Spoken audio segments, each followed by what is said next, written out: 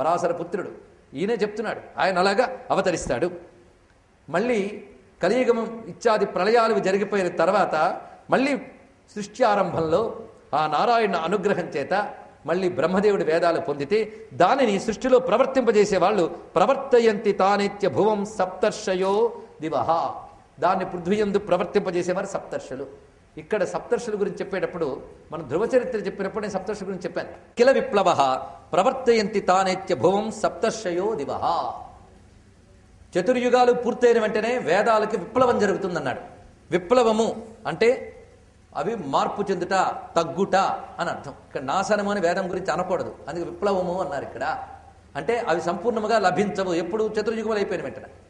యుగాలు అయిపోయిన ప్రతిసారి మహాప్రళయం రాదు, గుర్తుపెట్టుకోండి. మనకు మహాయోగం గురించి చెప్పుకున్నాం కదా, కృతత్రేత ద్వాపర కలియుగాలు. కలియుగం అయిపోయిన వెంటనే మహాప్రళయాలు ఏమీ రావు, చిన్న మార్పులు వచ్చి మళ్ళీ కృతయుగం వచ్చేస్తుంది. మరి ఈ కలియుగం పూర్తి అయ్యేటప్పటికి వేద విద్య దొరకదు.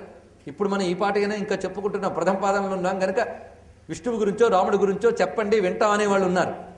తర్వాత వాళ్ళు కూడా ఉండరు, అసలు ఉన్నాయని కూడా తెలియనటువంటి వాళ్ళు తయారవుతారు. అలాంటి తరాలని తయారు చేస్తున్నాం కూడా మనమే. ఇప్పుడు బాధలేదు, చిట్ట చివరికి వేదాలు అసలు ఉండవు కదా.